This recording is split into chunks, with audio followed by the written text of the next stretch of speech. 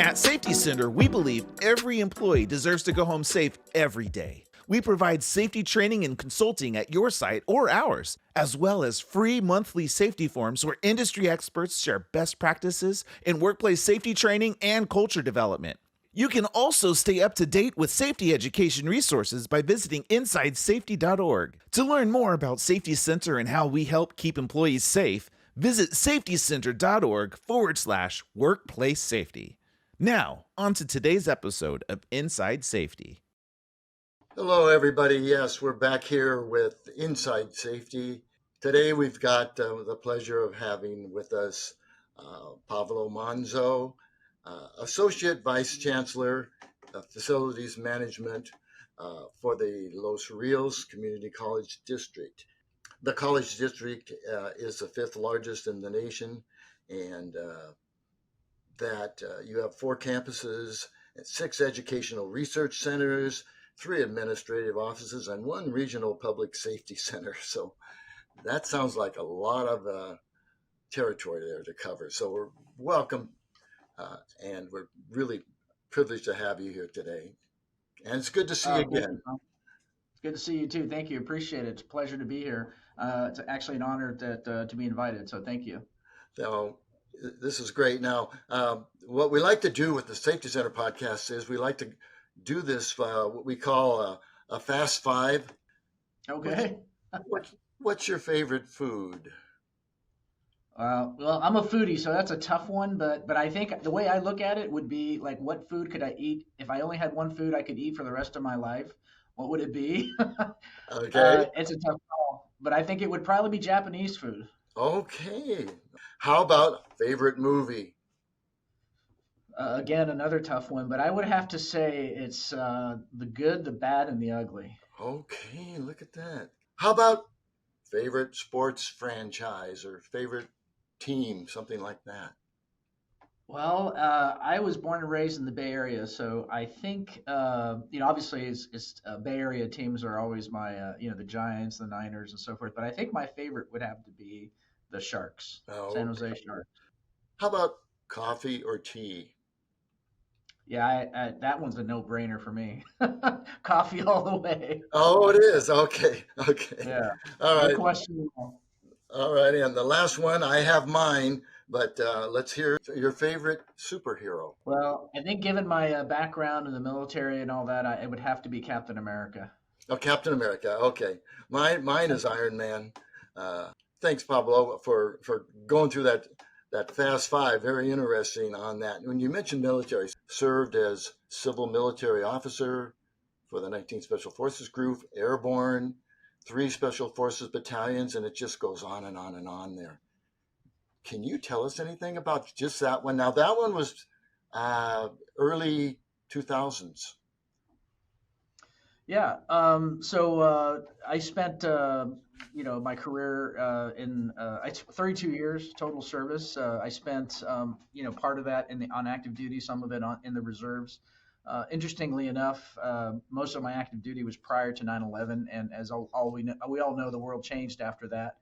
And I deployed quite a bit as a reservist, which is true for a lot of reservists. A lot of us were on active duty quite a bit after 9/11, as you would expect. And when I was in the 19th group, which is actually based out of Utah, I had some great deployments with them as well. My longest deployment, though, came after the 19th group as a civil affairs officer with the civil affairs unit. And so, but we had multiple deployments, and we got very busy, very busy after 9/11, as you can imagine. So it was a great experience, and it certainly has a huge impact on my view of safety and how we should conduct safe operations, not just in the military, but also in my civilian life as well. Oh, good. Yeah, I'm sure you did. And on the subject of safety, when I was in the Army years ago, they had their safety programs, and a young person, 20 years old. I was also working for the phone company, so we had our bill system practices and things already established. But not giving it that much thought. But now that I've been in safety a while, Now, most of my career, I was really not in safety. I was a safety director of my last company, but before that, I was really not particularly in safety, but we just followed our safety practices. Getting into safety, I look back on the military training I had, and a lot of it's going like, well, that's why they did that, and that's why they did these other uh, procedures and rules, and kept us to the rules very strictly. Sometimes, of course, when you're in the military. Oh, thanks for just filling us in on that a little bit. That's really interesting. I could just go on and interviewing about the military, but we'll try to let's talk about Los Rios College, those four campuses and the other facilities that are there. It's almost like running a small city, or a number of small cities. Can you tell us a little bit about the college? Well, I think you hit pretty much everything. We are the fifth largest in the country, the second largest in the state. LACCD is the only other one that's larger than us, and they have 9 colleges, if you can imagine that. Uh, so uh, Mm-hmm. yeah, so we have 4 main campuses. We have 4 or 6 outreach centers, and each of those centers is run by the main campus. So each college has at least one. A couple of them have 2 centers that they're responsible for, and the public safety training center, as well as our administrative facilities. For example, my facility is a separate facility, so we obviously manage that as well. But my department is responsible for all the planning, construction of facilities, and also for the maintenance and operations of all facilities. And the other part that we have that is not typically of a facilities department is my department is also responsible for managing a couple of hundred vehicles and rolling stock pieces that we have in the Right. district. And those are all the vehicles that we use at the district and that all the campuses use as well. So we're responsible for maintaining and all those vehicles as well. Okay, wow, that just sounds overwhelming. But knowing your background, I'm sure you're able to sort that out and get the tasks in the right order at the right time in the right place, things like that. Well, with being in charge of that, uh, you have to have, of course, your own safety programs going on. But then, as you're building or as you're constructing or even maintaining, and you have other contractors coming in and out, things like that. How does your safety programs interact with what you have in place, as opposed to someone coming in even briefly or for, say, a short period of time? Well, we obviously have contractual relationships when we bring outside vendors in, and we have very specific language associated with their responsibility associated with safety, of course.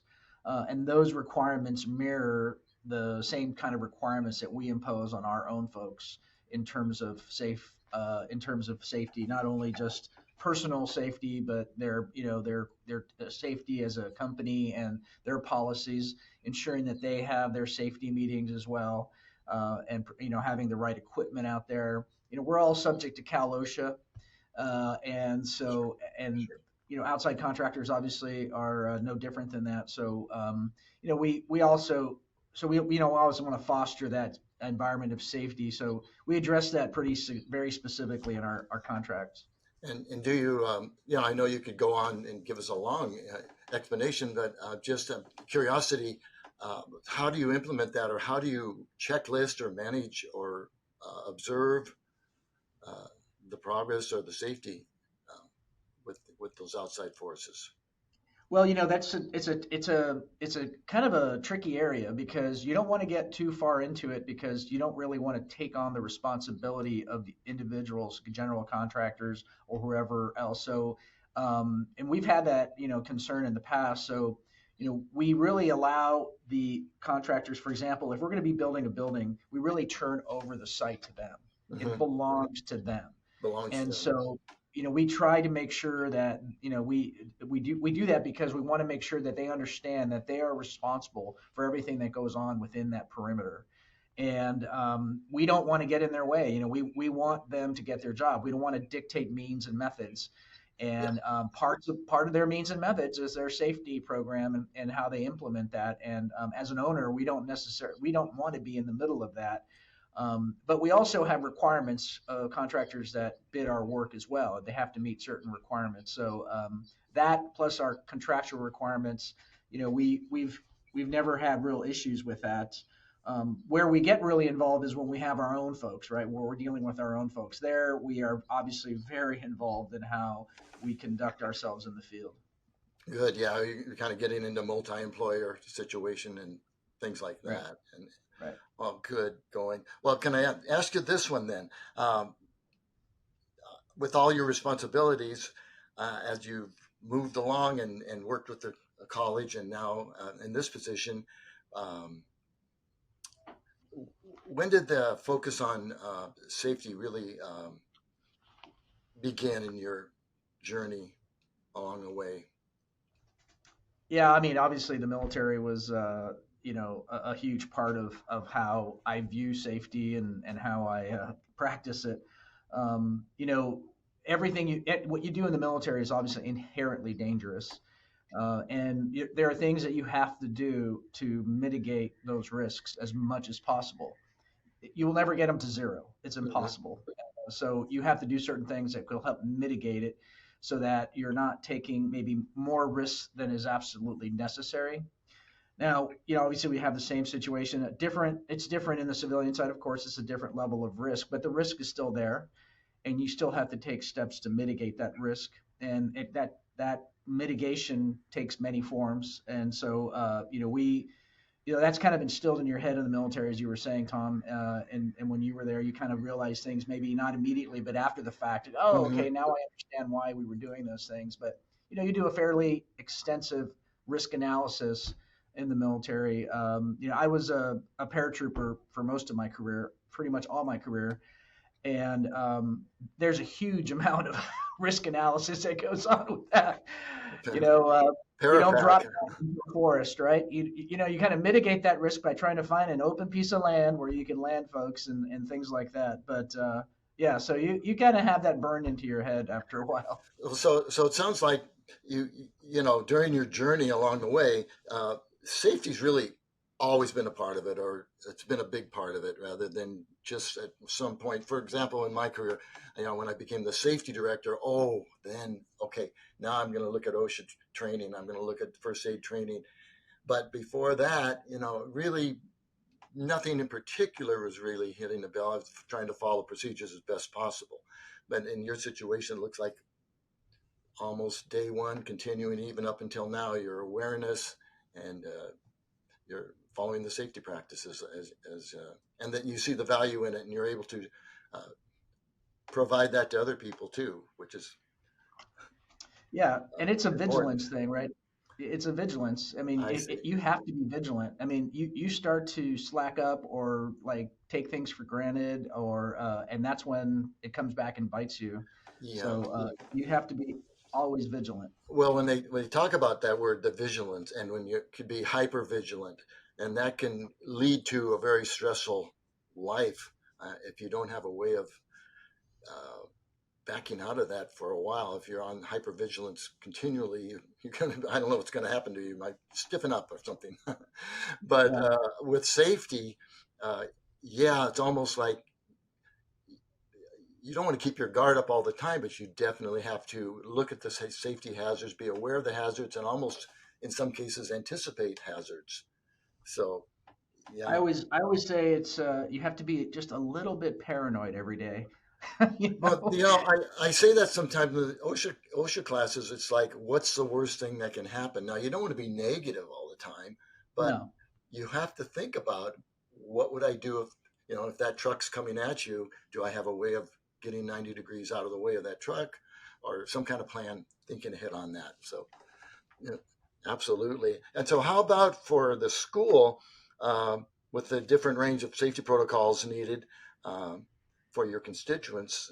Uh, how about your team? What do they do to work to ensure the safety of your employees and the public that's coming in there and the students that are working there? What are some of your examples for that? Well, obviously one of the things, there's a few things, right? We always want to Uh-huh. make sure our folks have the right PPE, the personal protective equipment, no exceptions, right? So we will provide whatever is necessary, because when it comes to safety, we really don't worry too much about things like, oh well, we couldn't buy the hard hats that we needed for the. No, we get those. We make those available. We make sure our folks are wearing them. There's really not a lot of room for conversation when it comes to making sure folks are wearing PPE. Training is also an important thing.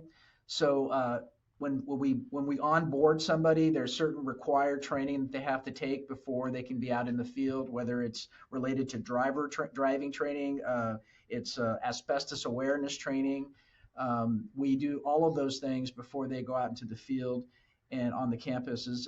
And then there's, of course, the cyclical training, right? There's always going to be some refresher training that you need to be doing.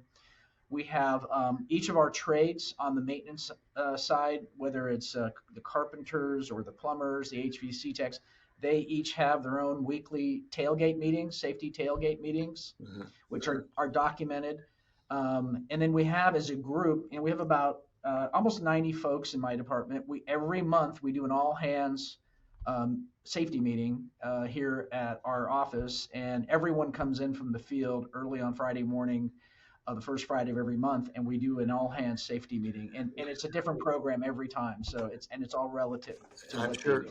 I'm sure you can really value a lot of that because you can get some feedback from them, and then they can hear from you, and it can go both ways. I'm sure that's a great method to do that way. Yeah. Go ahead if you had. I didn't want to interrupt you, but No, I anyway. was just saying that we're able to reach everyone. Uh-huh. There's no one that's left out, because we do it at various levels within the organization. Are you passionate about workplace safety? Do you have valuable insights or tips that could help others stay safe on the job? If so, we want to talk with you. To be our guest on the Inside Safety podcast, simply email us at insidesafety@safetycenter.org. Together, we can make our workplaces safer and more productive for everyone. So don't wait. Email us today at insidesafety@safetycenter.org and let's get started. Okay, so we mentioned 9/11, but then later on, now here we are with the pandemic that kind of came at us, and we dealt with that, and we're still dealing with it to some degree, but it's leveling out. So, some lessons learned or some practices that you might have changed because of that and stuck with, had that not have happened, uh, that came up now that we're going to utilize those practices or changes or methods. Do you have any of Well, those? I mean, it reinforced the importance of PPE. That was Uh-huh. one for sure, right? Because now Okay. masks became important, right? And Yeah. N95 masks and things like that. So that kind of reinforced that idea of making sure folks had the right PPE. It also ensured that one of the other things we've done and we're continuing to do is how we operate our buildings. So, we switched all our filters to MERV 13 filters, which are ones that actually can capture the microscopic organisms or whatever that goes through your air filter, your air systems Hmm. that help prevent the spread of something. We also have changed the way we run the buildings. Like we'll do a purge of the air in the building 2 hours, starting 2 hours before anyone's even in the building. And then at the end of the day, we do another full purge of all the air in the building at the end of the day. Wow. So when folks walk into these buildings, they're going to be breathing fresh air that's being filtered through MERV 13 filters. And at the end of the day, we purge it again to make sure that as it sits overnight, that it's also circulating clean air. Wow. Was that a difficult transition? Was that not too hard to do? Or the reason I'm asking it this way is for other people with their facilities, maybe they have already gone through that, but maybe they're still considering that kind of an upgrade. Was that a lot of Yeah, I mean, Yeah, I mean, it took, steps? fortunately, we have enough automation in our systems that we were able to do that. And I won't say it was easy, but it certainly took some effort, but we were able to do that. And in fact, we weren't even really required to do it. We were actually the only reason we're doing the purge is kind of like as a we're hitting it twice. Like the requirement really was the MERV 13s, and then the recommendation that we got from CDC and from ASHRAE, which governs air handling of in buildings, is that if you can't put in MERV 13s because you may have old equipment that can't accept those filters, that Exactly. you do the purge before and after. Well, we Right. said, you know what, we're going to go ahead and do the 13s, and we're going to purge the buildings before and after, regardless of what filter is in the building. So we kind of just hit it twice, and it gave us all more of a little more comfort level, Yeah. and that our buildings were in fact being were clean and that we're healthy. Yeah, you may or may not have had a way of measuring that, but I think you're seeing some value in that in the long run. That you're ahead of that as far as germs or risk factors out there for people that are maybe more susceptible than others, or Right. those types of things on there. Oh yeah, very good. Another thing I wanted to ask you about, I looked at some of the information on the college there, and they were talking about your kind of goals and planning with the college. And they talked about learning opportunities and workforce development. So, uh, in the safety world and at the college there, how about the young workers and the young workforces? Do you have anything particular with the young workers coming in or younger workers? For example, they're allowing younger people to work out there in the workforce now with special programs that are coming out. Do you guys touch on any of that?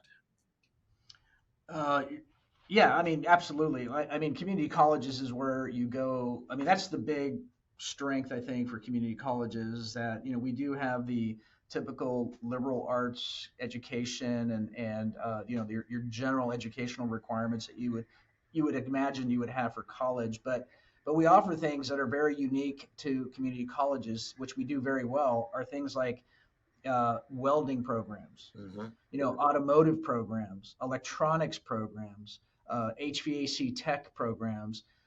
We even have a funeral services program. We have a culinary program. I mean, we have programs that you just don't see in other places. Construction management program, and so we offer real hands-on uh, types of education that lead very directly to a career that doesn't necessarily require a 4-year degree, right? You can, Yeah. so when you leave our programs, you're ready to join that workforce immediately. Well, that's the thing. More and more you read statistics how we're way behind on the building trades and filling the employment demands with the building trades and the military, for example, for that matter. Uh, and so these things that you've mentioned definitely go right along with that, and we're really glad we have that available to us. Absolutely, that was great. How about any advice you'd have for safety professionals working to enhance their culture in the safety organization? Any of that type of situation from you or You know, your I, organization? yeah, Tom, I don't think it's rocket surgery, as they say. Yeah, um, I think it's important that you have a commitment, and the commitment has to be at the top of the organization. If that commitment is not there, then it's going to be difficult to implement it. I think as a leader, the most important characteristic that you have to have in an organization is trust.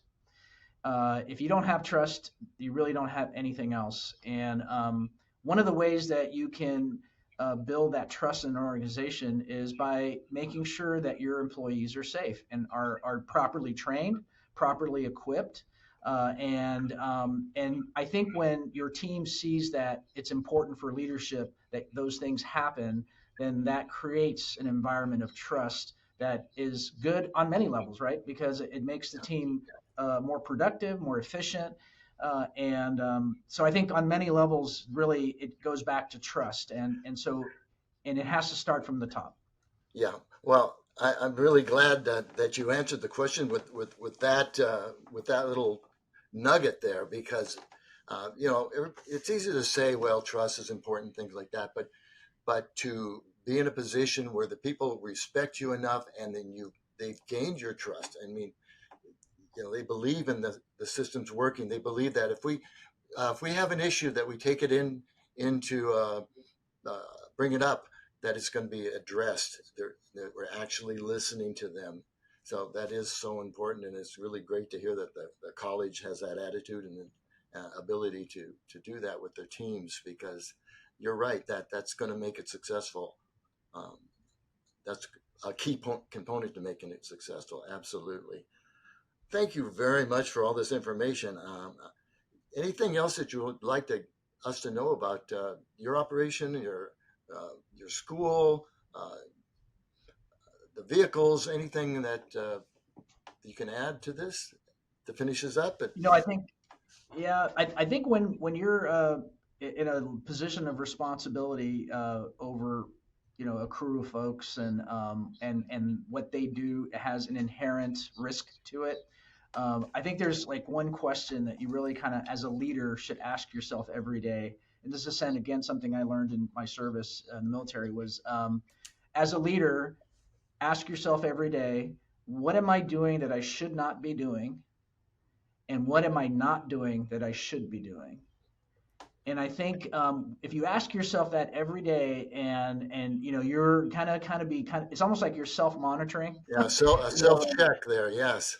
Yeah, and I think that's, you have a responsibility, especially when people rely on you, or you have the responsibility of ensuring their safety when they're doing things that are inherently risky. It's something you need to be, has to be at the front of your mind every day.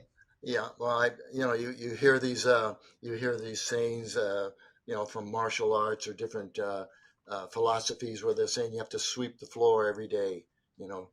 It builds up, so keep that every day. That's the same situation there as a leader, as a safety leader, and as a person even just involved in doing their job, to look at themselves. Yes, what am I doing that I should be doing? What am I doing that maybe I shouldn't be doing? And it has to do with valuing people's time, valuing your own time, those types of things. Oh, excellent. I really appreciate it. Thank you very much for coming on the podcast today and talking with us. And really appreciate your participation and your service from before and during. And we didn't ask you now, so are you still involved with the reserves?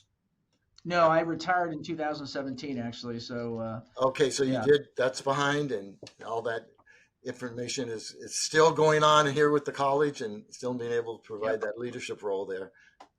Yeah, no, I appreciate the opportunity, Tom. And again, it's just an honor to be involved with your program. You guys are doing great work. I hope you continue to do that great work, and it's much needed and appreciated. Oh, thank you very much. Well, that's definitely why I'm involved with this, because it's like I said before, it's the best job I've ever had.